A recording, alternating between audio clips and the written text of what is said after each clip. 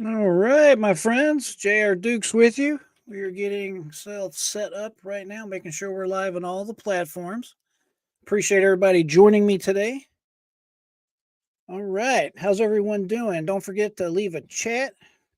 I appreciate my friend American Nana already in the chat bright and early. Very kind of you.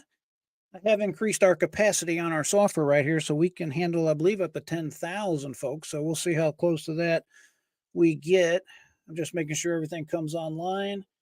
Welcome to everyone on Facebook, Instagram, Twitch, the X platform. I don't guess we call it Twitter anymore. So, okay, good. All right. As I always say, please feel free to go ahead and leave your comments in the description or in the comment section there below. And we got a few rules on the comments. It's real simple. Just be nice.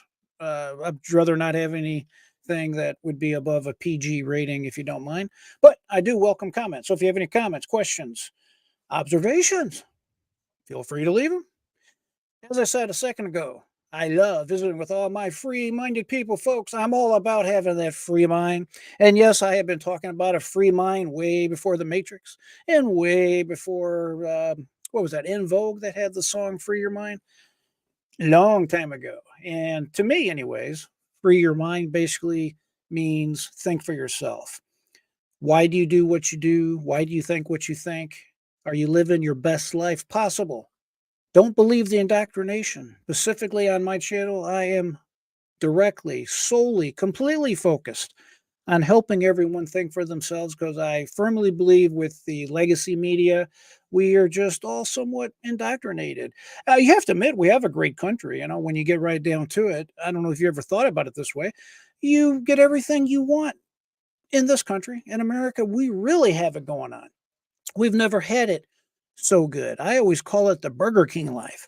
And what do I mean by that? Because you get it your way.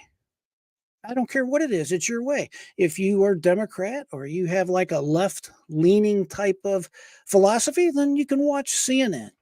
If you're really whacked out there, then you can turn on MSNBC. And of course, if you're more conservative, you can turn on Fox News. You even get the truth the way you want it. Isn't that hilarious? A little observation that I made one time. So it just, yeah, I mean, right? You get it? Everybody understand where I'm going with that? I think that's pretty cool. So I want to say hello to a few people real quick while everybody's filing in. My let's see, American Nana. It's always good to see you. As I said, welcome to everybody. Please be sure to hit the thumbs up button. It does help with the algorithm. So if you don't mind, just hit that thumbs up button. Let everybody know that you're present and accounted for. I used to, frankly, not believe that it mattered, but it definitely makes a difference, I think, in the viewership. So, and my friend, the Lalo Show, it's up. Appreciate you checking in with me today. And you're from Atlanta, that's right. I wonder, what part of Atlanta are you? Fulton County, where all the action's going on? Or you live in one of the suburbs like Marietta? Where's that? Lawrenceville. Then you got the South Side over there. It's a big area, nice big area. And of course, my friend Cora. It's always good to see you.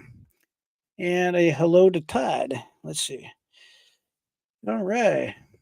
Better than biscuits and gravy. I like hearing that, my friend. Thanks a whole bunch. I appreciate that. Back when COVID and stuff was going on and everybody was hunkered down in their house trying to save their life. I remember once one restaurant around here had a sign out front. It said, "Yeah, you need to risk it for the biscuit."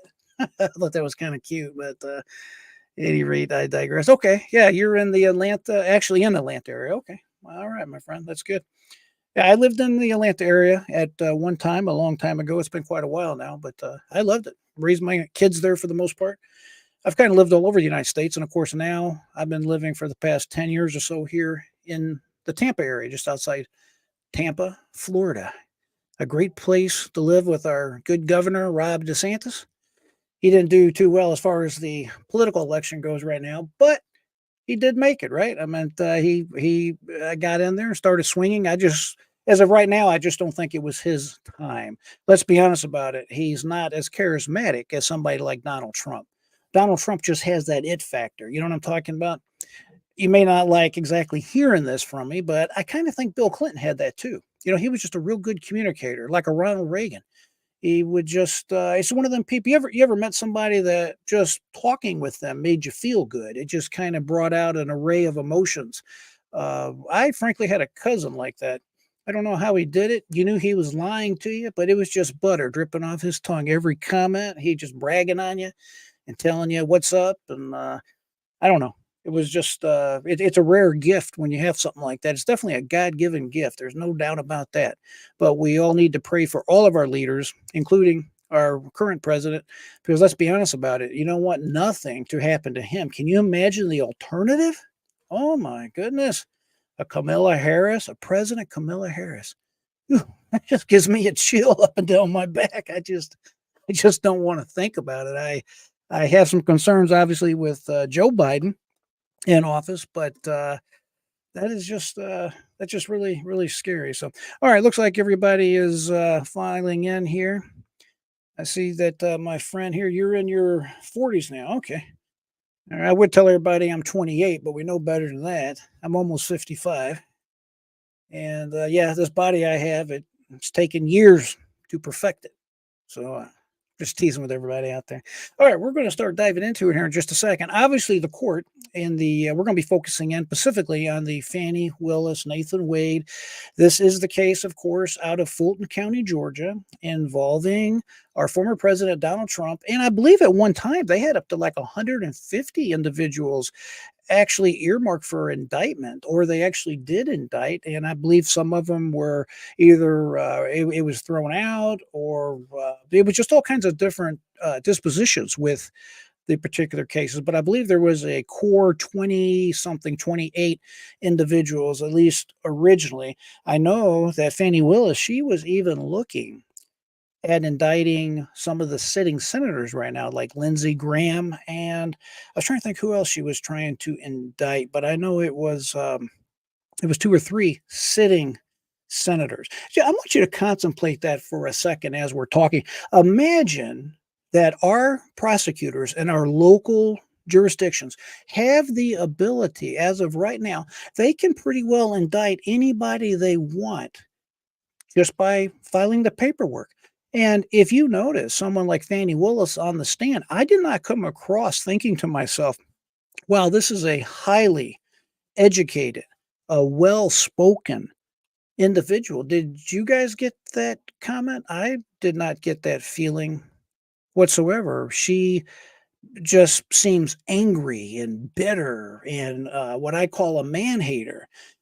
And listen, don't get me wrong, I don't want to get off into the battle of the sexes type thing. Everybody can live their life the way they want. I'll just say that as a man, I wouldn't touch her with, well, let's just say I wouldn't want nothing to do with her.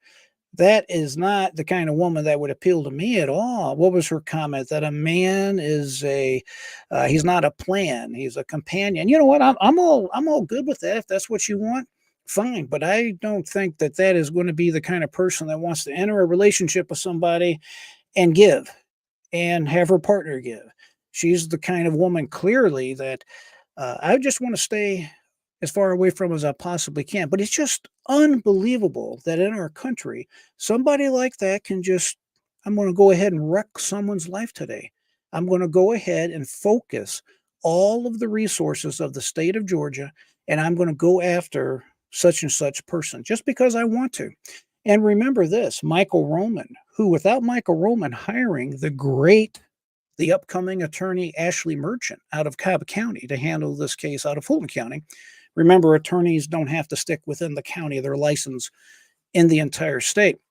Had it not been for Michael Roman and the fact that she literally ran him over, none of this would have come to light. As a matter of fact, Ashley Merchant made that comment in one of her follow-up pieces of paperwork. I believe it was a supplemental response to something Fani Willis filed at some particular time. So what good fortune that he had. Initially, he had to be thinking, man, what did I do? And the point I want to leave you with here on this subject, when Michael Roman was brought forward to the grand jury and Fani Willis said, hey, here's what I have on this individual. I'd like you to indict him.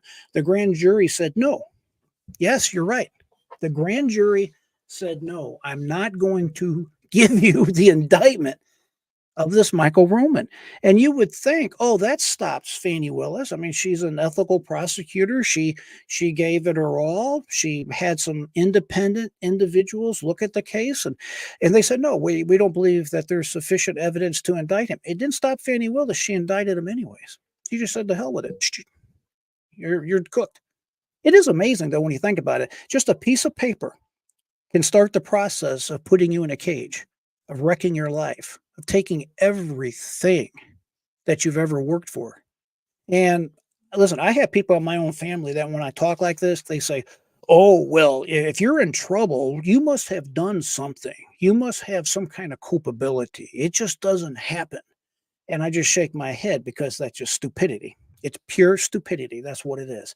I've lived long enough where I've seen things happen to individuals that had no culpability. It just should not have happened. And I don't think anybody with an honest bone in their body that is thinking clearly of this particular situation with Fani Willis can honestly say that this case is a properly brought case, that there is a true RICO case. Now, we honest people could argue if there's some kind of lesser charge that might be looked at. I mean, I would honestly say that that's no way near the reality either. However, a RICO case, are you kidding me? A law that was designed for gangsters? These RICO laws, I believe they stand for racketeering, internally corrupt organizations. This was something they wanted to go after and did go after John Gotti with. Ironically, it was the former New York Mayor, Rudy Giuliani, yeah, of Trump fame now, that went after these mobsters. And again, you talk about ironing, he's caught up in this RICO case along with President Donald Trump. So the law that Rudy Giuliani helped push all over the nation has kind of turned around and bit him. And even Donald Trump, back, well, I don't know, I guess was his first or second year in office, he said, anybody that pleads the Fifth Amendment must be guilty. Anybody that stands behind the Fifth Amendment and says, I won't testify, they got something to hide. And again, I'm paraphrasing. So if you look up the words, it might be slightly different. What I want you to understand is that he has since changed his tune. The right to remain silent is a very sacred and cherished right of Americans. And I don't think we realize how important it is. But the the thing I want to say before we move on is this has actually been going on as long as I've been alive. I've known lots of people that were not on the right side of something political, or they just made somebody mad that was in power, like somebody that was the administrator of an organization or the secretary of an organization or just someone that was a director, whatever the title is.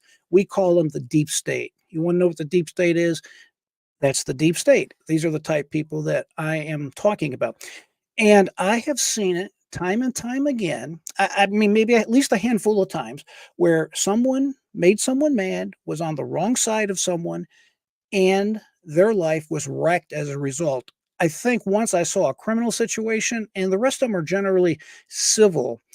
But understand, these are people that ended up losing everything as a result of being a victim of the deep state.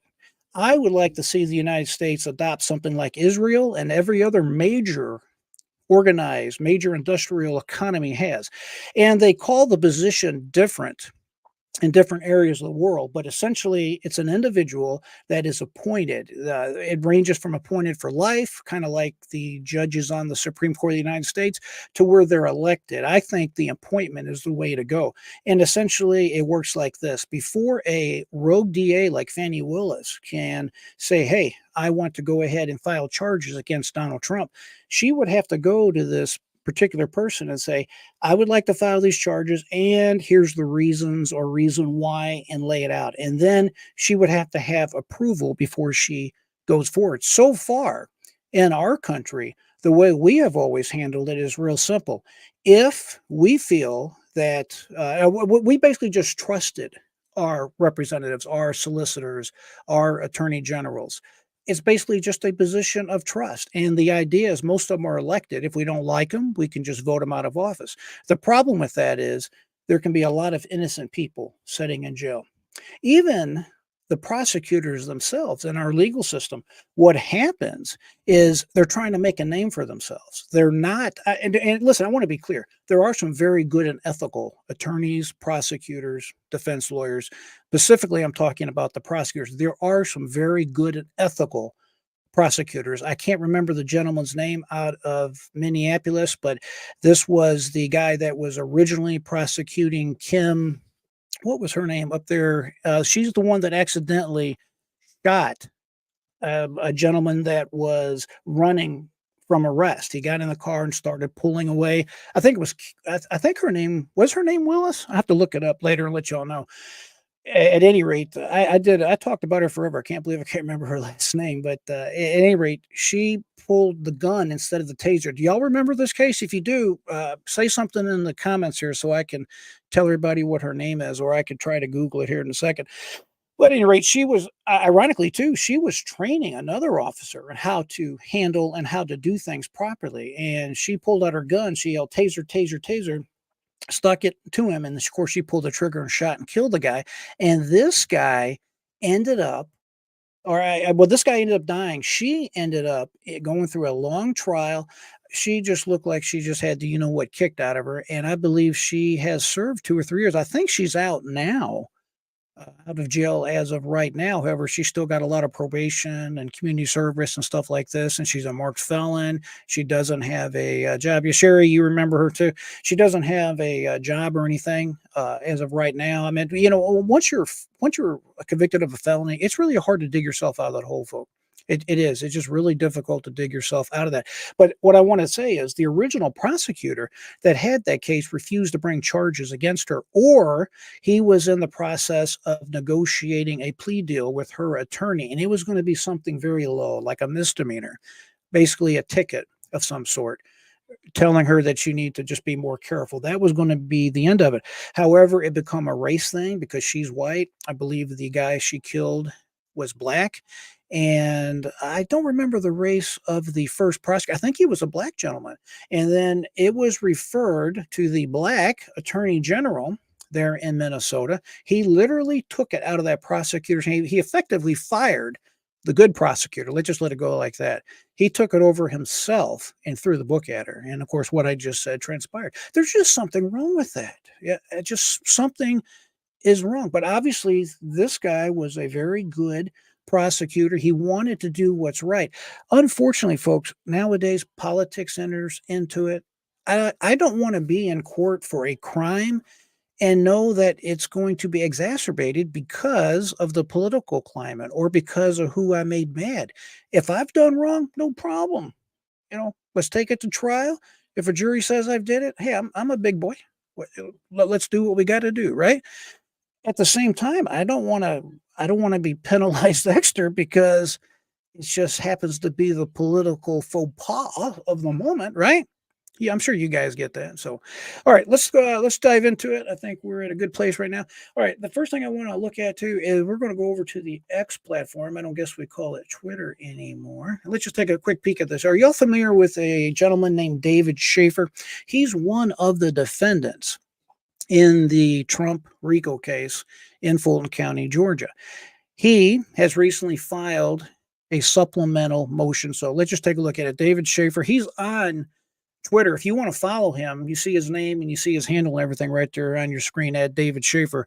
He was the former, he was a Republican, he was a bigwig. I think it's going to tell us in here. It says, we have supplemented our motion to disqualify Fulton County District Attorney Fani Willis with exhibits showing how sworn statements by Special Prosecutor Nathan Wade in the disqualification matter conflict with sworn statements he has given in his divorce. This guy was like the former chair, like the former Republican chair or something to that effect. So here is the document that he filed. We're going to go through this because, to be blunt about it, he points out the exact problems that they're going to have with this case, especially Nathan Wade. He's actually, I don't know how he does not get charged with lying under oath. Clearly it's criminal conduct. The funny thing is that Fani Willis right now is prosecuting individuals this very second in this same RICO case for lying under oath. The I can't believe I'm drawing a blank again. My mind is not what it used to be. What is it called when you are lying under oath? Help me out, somebody. Type in the comments. That is a crime called you lied under oath. Okay, you get the idea on it. It is a felony. And on one hand, they're both lying in court about what's going on and what the facts are. And at the same time, they're trying to put other people in jail for doing exactly the same thing. Is that not the oddest thing you've ever seen or heard? I don't know. It just strikes me as sad. Just extremely perjury. Thank you, Abba. Yeah, perjury, lying under oath. That's exactly right. I don't know how you get around that. It's clearly perjury. And how can you say that Fani Willis has not committed perjury? By the way, I meant to tell you, I did some research on her dad. We looked at his testimony the other day. Do you know he's like the founder, or at least a founder, of the Black Panthers? I just thought that was an interesting fact. He's got a very interesting and colorful history. I started looking into him because he mentioned 2 or 3 times from the stand that he is working on a documentary. I don't know if you caught all the testimony or not, but he mentioned it 2 or 3 times. And if the information I looked up was correct, he is working with Netflix doing a documentary, and he has a history related to the Black Panthers. I'm not a Black Panther expert, but I thought that was intriguing. So we'll just have to see how that works out. All right, I'm going to switch over, and we're going to take a look at this document. If you have any questions, I'll try to catch them in the comments below. I'm just trying to thumb through here real quick and see if I see anything. I guess everybody can hear me good. Otherwise, I would probably know by now. Let's see here. Okay, it looks pretty good. They're supposed to have a feature on here where I click a button and the comment is stuck to the top, but I don't see that comment. Of course, there's a lot of things sometimes I don't see, if you know what I'm saying. So anyway, I appreciate everybody joining me today. Let's go ahead and switch over to this actual document. It's not a terribly long document, but I think it's very interesting. His attorney, that is David Shafer's attorney, does an excellent job, in my opinion, of laying out and pointing out exactly what's up, so to speak. Here, let me switch over to this. I don't know if we even call this X anymore, but or call it Twitter. I just been referred to it as X. I guess that's what everybody else refers to it. Okay, and we're going to share it. Here we go. All right, I'm going to minimize myself, and let's see how this works out right here. So obviously, when you speak to the court, you see a lot of times where they're in court and they're talking. But generally, the first thing they do is they have to file a piece of paper, some kind of motion, some kind of information. That's generally what we call pleadings. And pleadings and motions are kind of the same thing for purposes of our discussion. And it looks like you can see it pretty good on the screen. So let's go ahead and go through this. Let me see if I can mark it up a little bit, and we will. Okay. I think we're good. All right. So as you can see, it is a Superior Court in Fulton County, Georgia. And here's the individual I was just mentioning to you, David Shafer. He's one of the defendants in this case. Defendant David J. Shafer, supplemental motion to disqualify the district attorney for Fulton County, Georgia. And of course, we're talking about sweet Fani Willis. I just can't help by calling her sweet Fani Willis. You know, if anybody else did exactly what she did in court, they would be in jail. I just can't get over what that judge allowed her to get away with. Make sure you stick around to the end of today's talk, because at the end, I'm going to tell you specifically what I think is going to happen in this case, and we'll just see how good I am at predicting these things. But I'm gonna tell you with very specific information exactly how I think this is all going to play out. And we'll see if I'm good at that, or if it's going to be something we can chuckle at a later time. But let's continue. All right, defendant David J. Shafer files the supplemental motion to disqualify the district attorney for Fulton County, Georgia, and hereby supplements his motion to disqualify the district attorney for Fulton County, Land Judicial Court. I'm not going to read it word for word. We're going to hit the highlights here. For further prosecution of this action, the motion to disqualify. So this action is we're just going to refer to it as the motion to disqualify. I want to make sure that everybody understands the legal terms. If there's anything that someone does not understand, please go ahead and put a question in. I'll try to catch the questions. And while I'm thinking about it too, the channel is getting big enough. Thank God for that. But we're getting big enough, even though we're just a small channel, just chatting up stuff, to where it's getting large. And I might need, and I will need, some moderators. So if some of you folks out there are interested in helping me when you are available during the podcast, go ahead and drop me an email. You see my email address at the bottom of the screen there at reachjrdukes@gmail.com. So if you're interested in being a moderator, just let me know and I will contact you back by email or leave a phone number, like a WhatsApp number, or we can just talk if you want to talk, either Facebook or something like this. It really doesn't matter.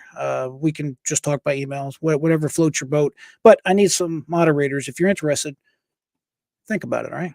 At any rate, we continue. This is the motion to disqualify, respectfully showing that, it's always funny on these motions too, how they are real formal. Wherefore, therefore, we plead, we pray, we this. It's just the way they've been doing it for years, and it's just formal, and that's just the way they do it. So don't let that bother you or anything.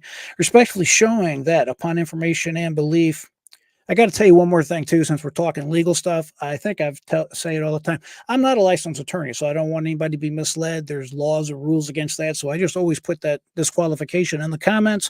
It's in the body of the thing. I'm just an individual that loves the law. I love talking about a variety of subjects. I'm just giving you my opinion, not legal advice. If you need legal advice, you need to consult in your area with a local licensed attorney of your choosing. Okay, back on it. Motion to disqualify, respectfully showing. I could also add, by the way, in my lifetime, I have had a lot of success. The Lord's been really good to me, but I've also been clipped a couple times, so I kind of know how the legal system works. We're a very litigious society here in America. I love America. I've told y'all many times, I bleed red, white, and blue. No doubt about it. I am so grateful to be an American, and I got to stop thinking about it, or I'll get all choked up about it. But I'm telling you, we're really blessed. At the same time, you have to understand. You need to understand what I'm talking about, because of the law, the things that I'm discussing with you here today, is very critical in our country. The United States is the most litigious society since the great Roman Empire. There has never been another society that is as litigious as we are today. I'm not saying it's bad. I'm not saying it's good. I'm telling you what the reality is. And most of us end up ignoring it because we just don't want these problems. We don't want to have to afford the expense of an attorney. We just rather, in a way, I get it. We just rather put our head in the sand on some level. But you need to listen to what I have to say, because you need to understand these principles, these ideas, these concerns, and you'll know how to protect yourself and your family. And I can tell you things that are of my opinion that a lawyer, frankly, cannot tell you, because they have a law license. As I said, I don't, so I don't have anything to lose. I can just tell you the way it is, at least the way it is, as far as I'm concerned, based on my experience and or belief. Respectfully showing that upon information and belief, Special Assistant District Attorney Nathan J. Wade, that's our Nathan Wade, aka Loverboy, aka Paramore. That's your word for the day. If you don't know what that is, you can look it up. He's a paramour. Has made knowingly false and misleading statements. This is the key right here. Now we're talking perjury. False and misleading statements concerning his relationship with Fulton County District Attorney Fani Willis.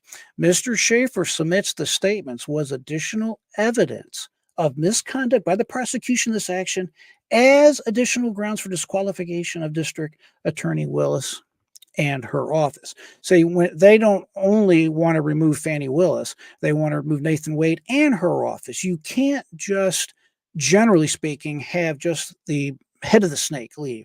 The whole organization is corrupt. And again, before we part company today, we're going to get into that, and we're going to drill down on that just a little bit. And I will look at the comments here in a few minutes, so don't worry. If you got a comment, leave it, and I'll get to it.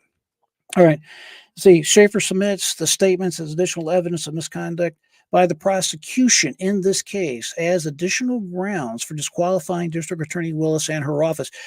Shafer is the defendant, just like Donald Trump, just like a whole, just like Michael Roman, the guy that actually brought up this motion here, or actually started this ball rolling with Ashley Merchant, the great attorney, Ashley Merchant. Just love her to death, but I digress. All right, number one, Special Assistant District Attorney Wade's interrogatory responses in the action of Wade versus Wade civil file number, okay, in Cobb County Superior Court. What does this mean?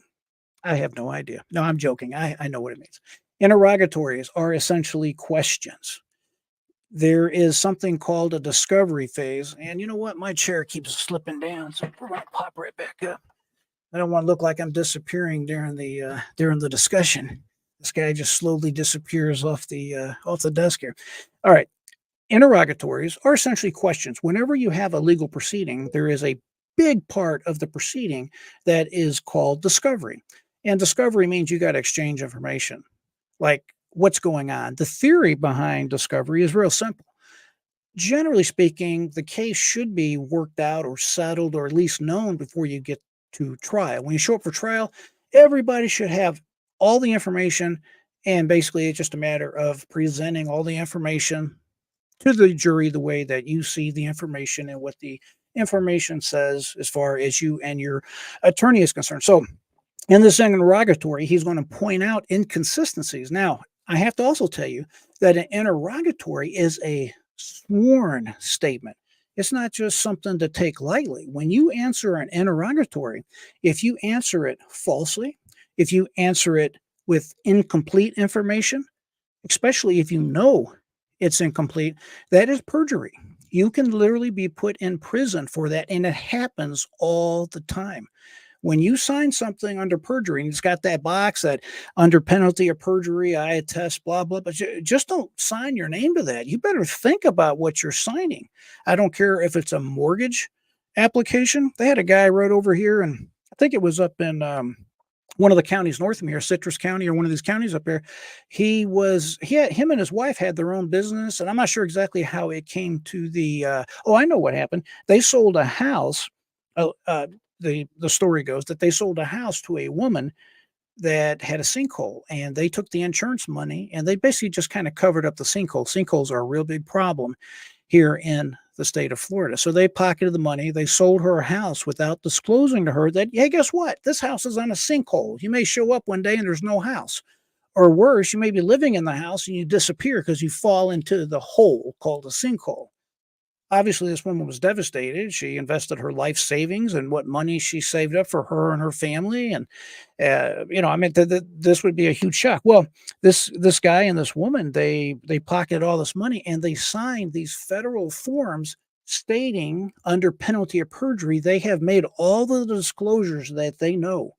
And of course, that was a lie. That's perjury. They knew it had a sinkhole and they did not disclose it. As a matter of fact, in Florida, there's a Pacific box that you check. So I digress as usual, but the point is, don't sign nothing that says perjury unless A, you have to sign it, and B, you're 100% darn sure that it's correct, completely correct. You're not misleading anyone for any reason whatsoever. Okay?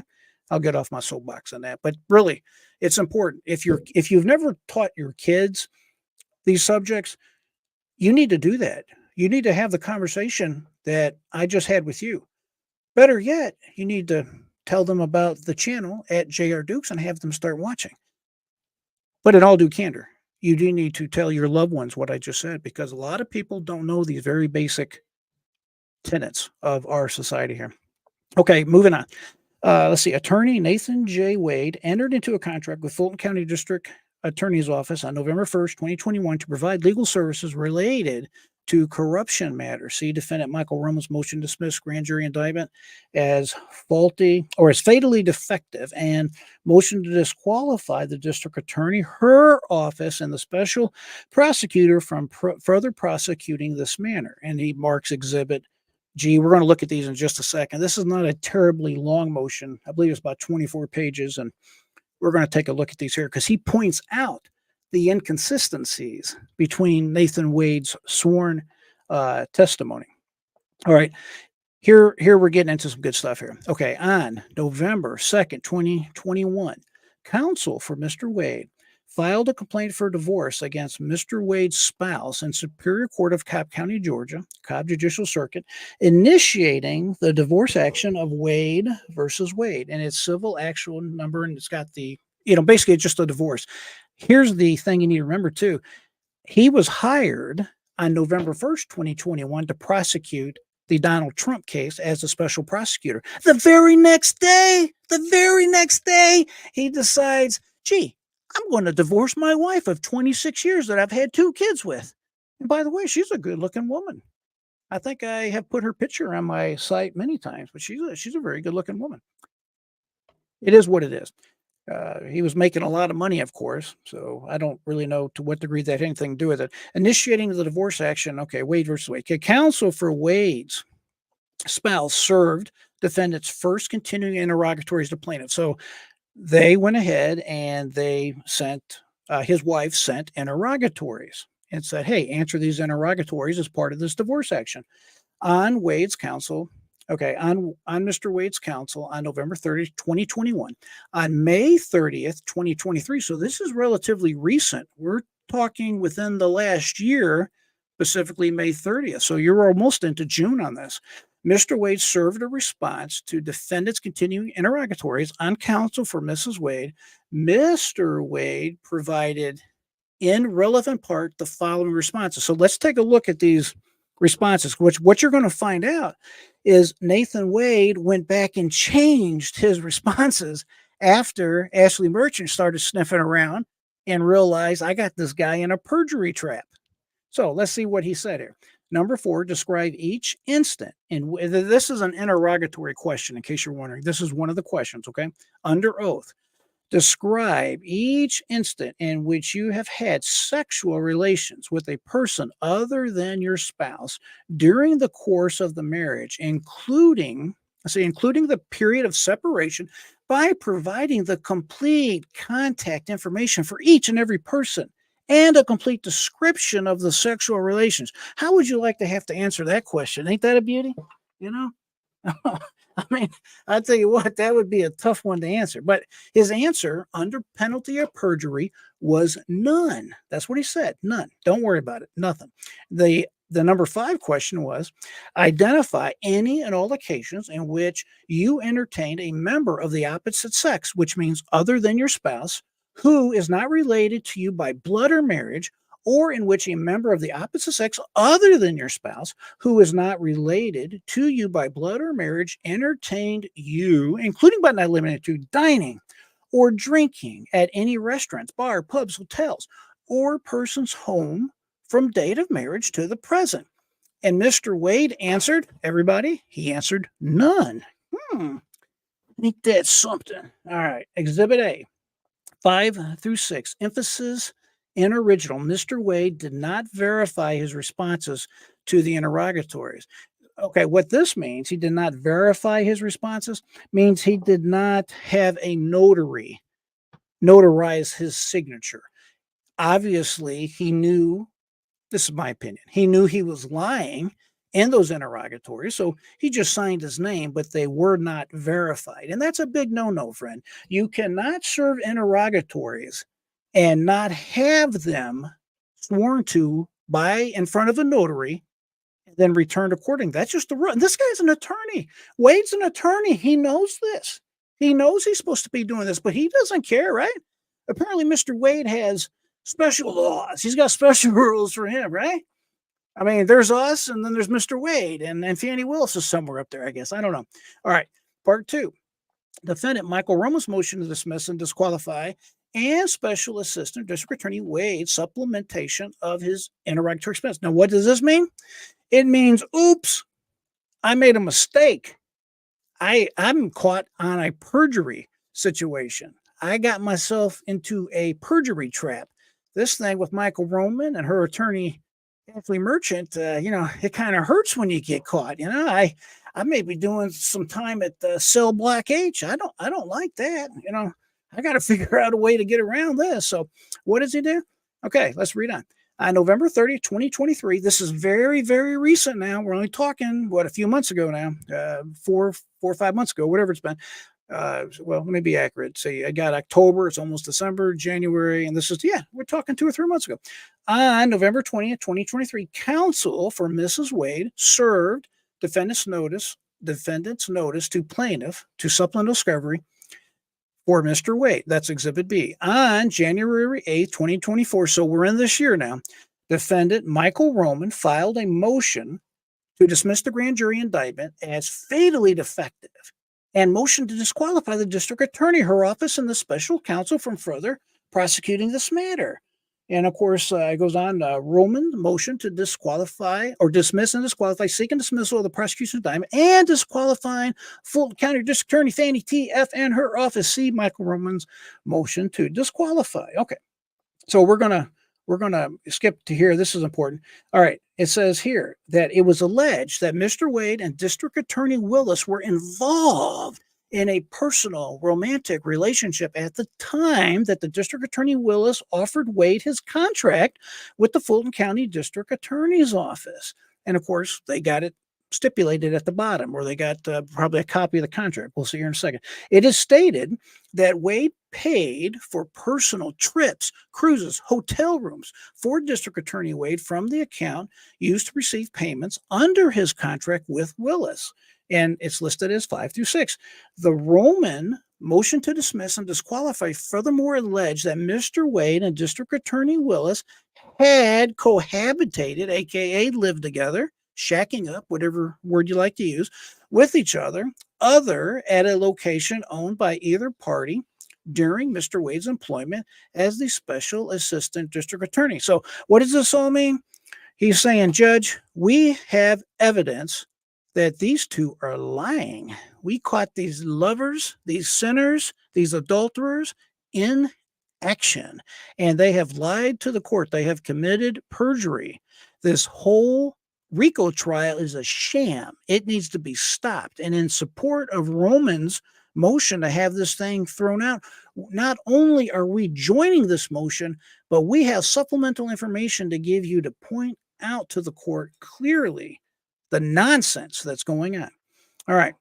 It goes on after the filing of the motion, of Roman's motion to dismiss and disqualify, which contained allegations of the relationship between Wade and District Attorney Willis that directly contradicted Mr. Wade's May 30th, 2023 interrogatory response. Mr. Wade realized that he was caught. Oh, I hate that when that happens. Man, I'm telling you, folks, this can be really serious for Wade and Willis. I'm not making this up. This can be prison. This could mean if there's a referral made to the State Bar of Georgia, especially with a public light shined on this, they could lose their ability to support themselves. And what I mean by that is they can lose their law license. The best they could ever do in the future is work as a paralegal. Who wants to hire a felonious paralegal? I mean, that is really bad news. The attorneys are hired at and a lot is expected of them when they're hired. They have ethics they learn when they go to law school. As far as I understand it, there's like a whole class, like a whole semester, and they're drilling ethics in these people because these people are the law. They're basically making sure that our system works for each and every one of us. And there's a higher expectation that goes with someone that is given the privilege, not the right. It's a privilege to practice law. And these people signed up for this. And if they're lying to the court, and see, they're supposed to be what's called officers of the court. Again, we're going back to trust. We're going back to public trust. An attorney is no different than a cop or a firefighter or even, a judge or anybody else that is part of our government that's in a position of public trust. This is a very serious situation. And if these allegations are true, they face some serious consequence. What kind of idiot goes after the former president of the United States, arguably one of the most powerful men in the world, whether you like him or not, it doesn't matter. What kind of idiot goes after them? It's never been done before in history, and you do it, and you live in a glass house.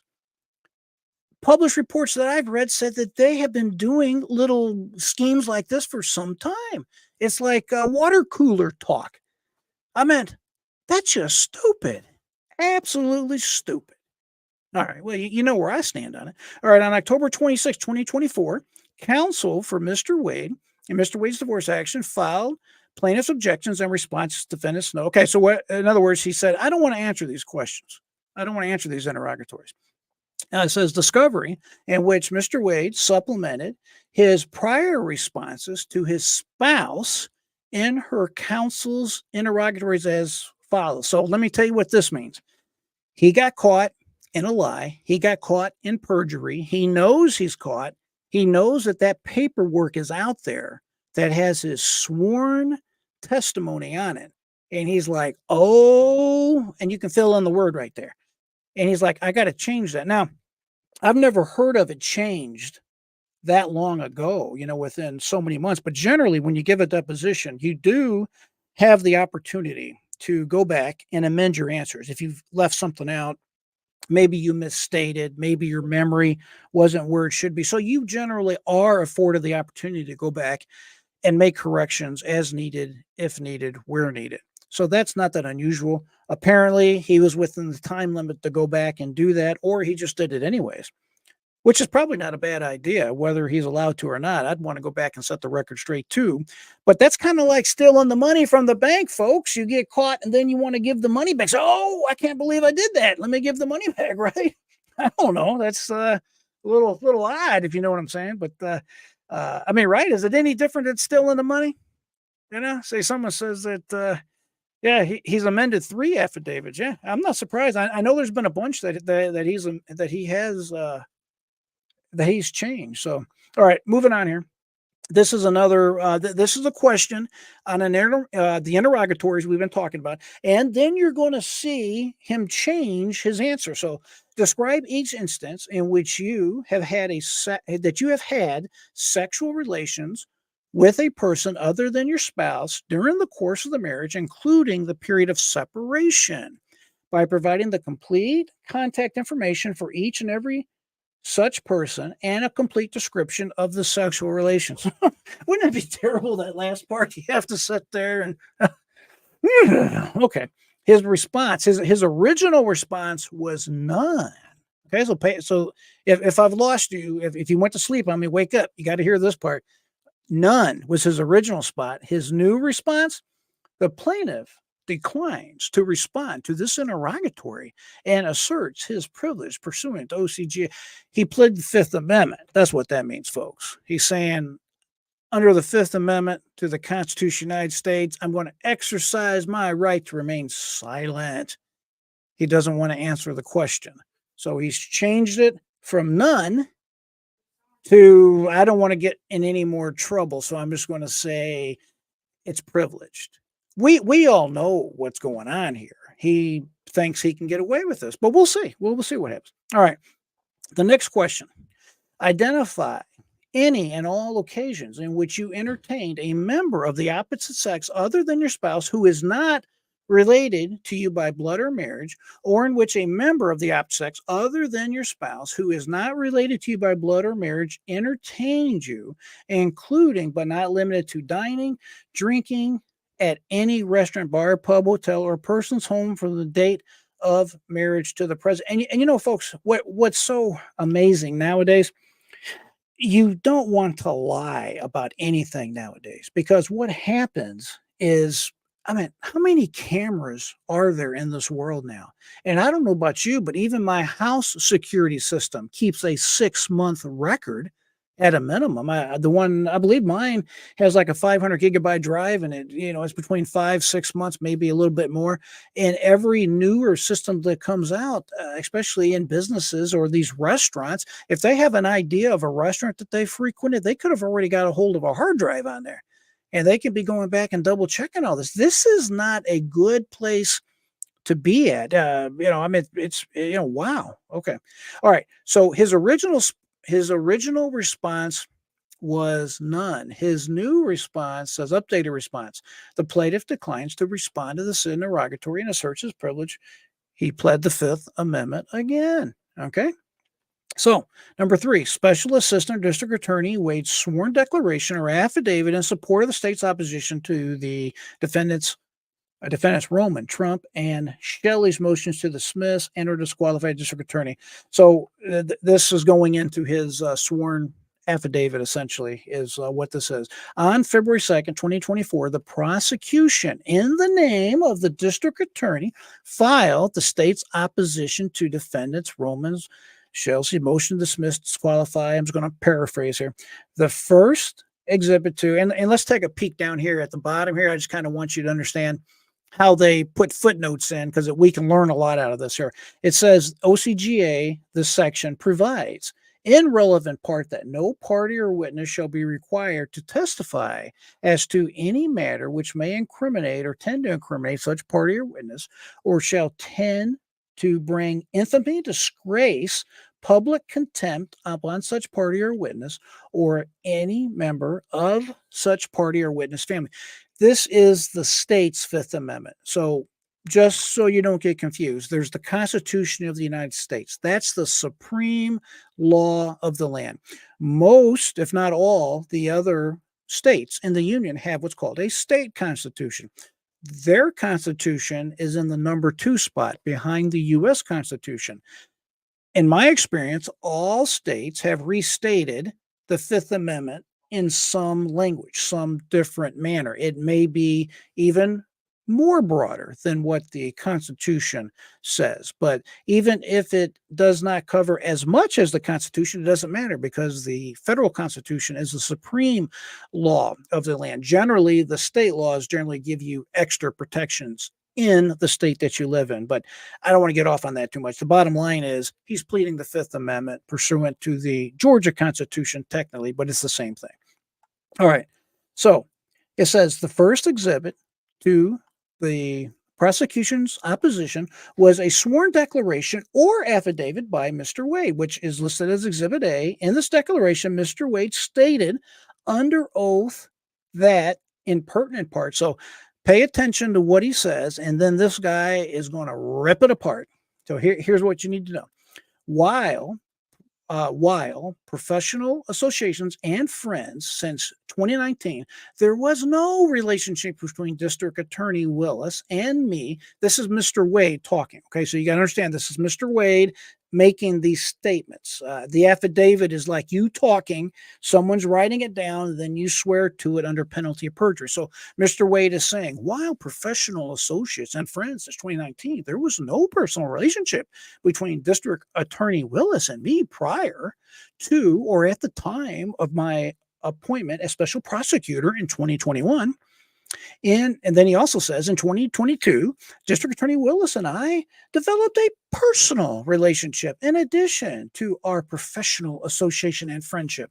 No funds paid to me in compensation for my role as special prosecutor have been shared with or provided to District Attorney Willis. I have never cohabitated with District Attorney Willis. The District Attorney and I are both financially independent professionals. Expenses for personal travel were roughly divided equally between us. Oh, anyway, that's what he originally said in his affidavit, all right? And I want to point out one thing too. Have you noticed this part here where he says personal relationship? This kind of reminds me of that part where you have, what is that, Bill Clinton, when he was given his deposition and he was asked questions and he said something to the effect of, well, it depends on what your definition of is, right? Remember that a long time ago? Some of y'all may be old enough to remember that. I thought it was rather interesting at the time. He was being very slippery right there. You know, the definition of is, it's kind of like a personal relationship. What exactly does that mean? A personal relationship, huh? Well, I mean, what does that mean? Now, as adults, we know what that means, but this kind of wording would allow him at least to argue if he was ever caught in a perjury situation. He's like, no personal relationship. We were pen pals. We love to text and talk to each other and help each other out. I mean, he could argue it any way he wants to argue it, I guess. You know, it's just ridiculous. Again, it's unbecoming of a member of the State Bar of Georgia. It's unbecoming of a person in a position of public trust. It's really just that simple, folks. All right, the prosecutor's opposition repeatedly cites Mr. Waite's declaration in support of its arguments for denial of the motions to dismiss or disqualify filed by the defendants in this action. And it cites it right there.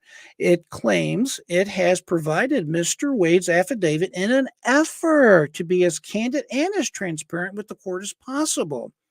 This is what Mr. Wade is claiming, right? During a hearing on various motions to quash, quash is meaning motions to throw it away. Fani Willis went to the judge with a motion to quash the motion filed by Ashley Merchant, saying, "Judge, I'm the district attorney here.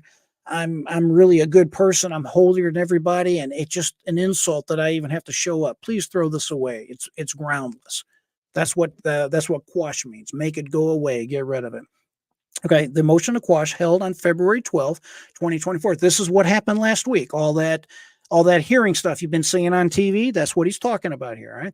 Counsel for the prosecution furthermore represents to the court. Okay, now this is what the prosecution said to the court, okay? So here we go.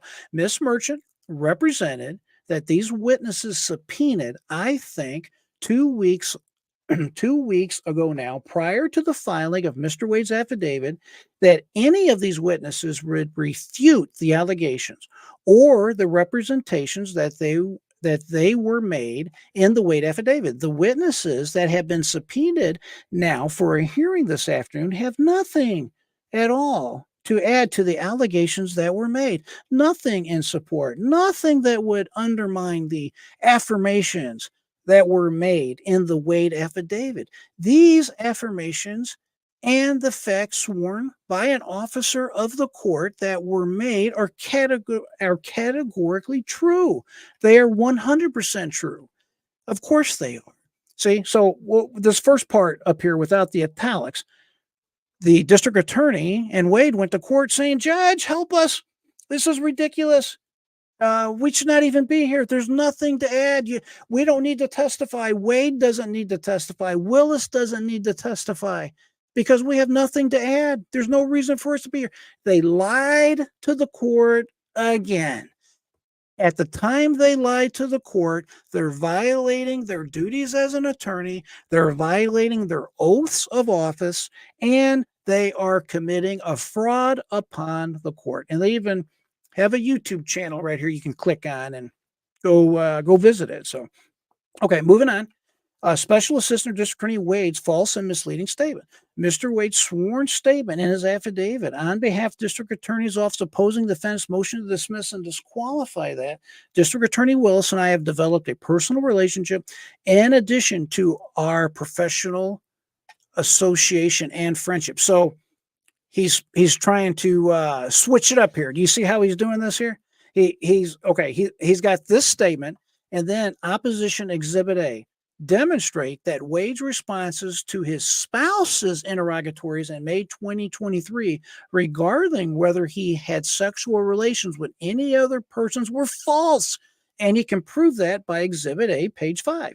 Similarly, Wade's admission that he and the district attorney Willis traveled together and shared expenses directly contradicts his interrogatory response that there were no occasions during which Mr. Wade entertained a member of the opposite sex. Financial documents which have come into possession of the defense refutate or contradict Wade's claim that the travel expenses were roughly divided equally. That's a change. You can't say, "No, I didn't dine, I didn't have a drink, I didn't go out with anybody of the opposite sex, but the DA and I, when we went out, we split it roughly equally." That's a lie. I mean, you both of them cannot mutually exist in the true universe. One of them has to be a lie, aka perjury, because both are technically sworn statements. You follow where I'm going with this? All right, moving on. As attorneys and officers of the court, Mr. Wade and District Attorney Willis owe duties of truthfulness. This is what I've been talking about. And candor to the court. And there's a rule for this. It's called Georgia Rule of Professional Conduct 3.3, governing candor towards tribunals. That means a court. That means any kind of, Tribunal. That basically means going to court. It can be something on a Indian reservation. It can be any type of administrative law proceeding, like an administrative law judge or something along them particular lines. All right. A lawyer shall not knowingly make a false statement of material fact or law to a tribunal. Number four, offer evidence that the lawyer knows to be false. If a lawyer has offered material evidence that comes to know of its falsity, the lawyer shall take reasonable remedial measures. The duties stated in paragraph A continue to the conclusion of the proceeding and apply even if compliance requires disclosure of the information otherwise protected by 1.6. The maximum penalty for the violation of this rule is disbarment. Look at that. Disbarment. Now, what does this say? Let me tell you what this says. It says what I just said a minute ago. As a lawyer, you're not allowed to make false statements. As a lawyer, if you know something's false, you got to step up and say, hey, something's wrong. Something's false. I said something incorrectly. I know of somebody else that lied. You have to set the record straight when you're an attorney. It's part of your job. It's part of your duties. And when you don't do that, you can face disbarment. Okay? It's just that simple. Now, what I want to do on this subject is I'm going to make some comments, as I told you I would. I got a few other things I want to go over real quick, and then we're going to pick it up from here, Lord willing, tomorrow, okay? But I want you to remember what we've talked about so far. He has been caught in a lie, in multiple lies. So has Fani Willis. They both have been caught. Also, I'm going to bring you, hopefully tomorrow, you won't believe this. Fani, and this is breaking news. You're hearing it here now. I have only seen this in one place. Breaking news, I guarantee you. Fani Willis goes to church again. Yes. Remember when she went about a month ago to the, what was that, A&E, that black church that has a long history there in the Atlanta area? She went in there and she started swinging and she basically just committed blasphemy. That's just what it boiled down to. Well, Fani went to church numero dos this last Saturday, and I am going to show you that tomorrow.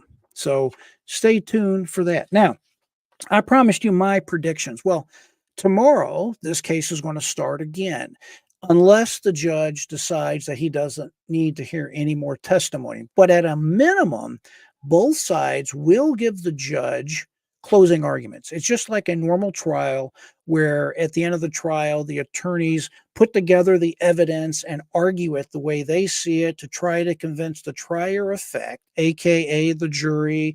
But in this case, it's a judge. It's not a jury trial. It's a judge that's going to weigh all the evidence. All right. And they're going to argue their case. And then the judge is going to make his decision. It's definitely, obviously different than a regular jury trial. Now, my prediction, as promised, my prediction is the following. I think Fani Willis is going to be disbarred. I'm sorry, Fani Willis is going to be removed off of this case. They're going to be disqualified, along with Nathan Wade.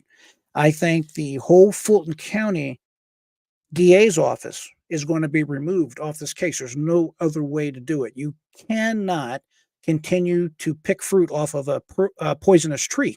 The whole tree is poisonous. It's ran by Fani Willis. It has to be disqualified.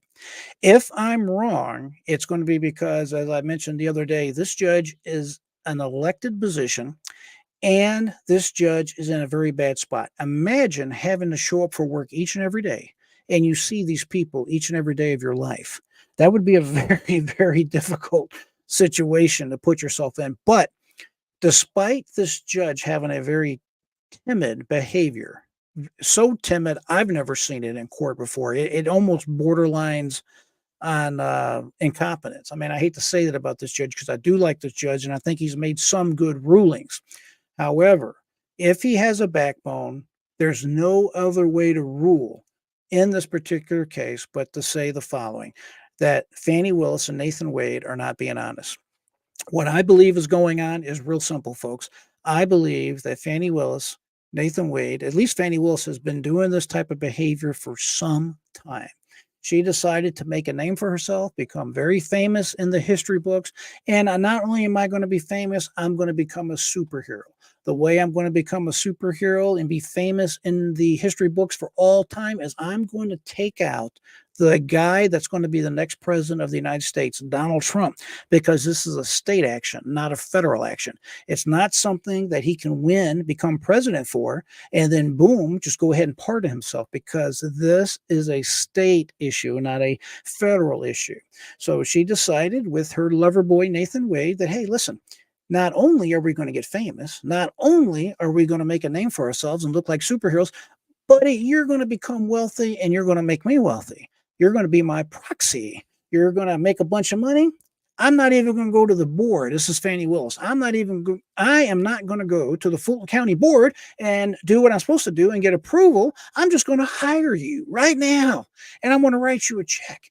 And when she wrote that first check for like $728,000, she got so excited they had to go out and, well, you know what happened. So, they just thought that they could not get caught. These people are corrupt. They're the definition of being corrupt, and it is sad. It is so, so sad to see this. And I seriously hope and pray that they can't get away with this type of behavior. It's just wrong. As I've been saying many times, when you have a country as great as our country, the number one way to lose it is corruption. That's the reason why corruption has to be dealt with such a stern fist. You cannot allow it to exist. Wherever it exists, it must be stopped. And it's really that simple. I don't care what your politics are. I don't care I don't care what your politics are. I don't care what you believe. It doesn't matter. This country takes care of all of us and our families, our businesses, our hopes, our dreams, our future is all right here. And we have to take care of it. And the way we start taking care of it is becoming aware of this nonsense that is going on, not succumbing to the indoctrination that is pervasive everywhere. And that's my prayer for tonight. I mean, it's just that simple. So I hope everybody took something away from today. I appreciate everybody that tunes in. I always say, keep that mind free and never give up. And until next time, my friends, I am J.R. Dukes.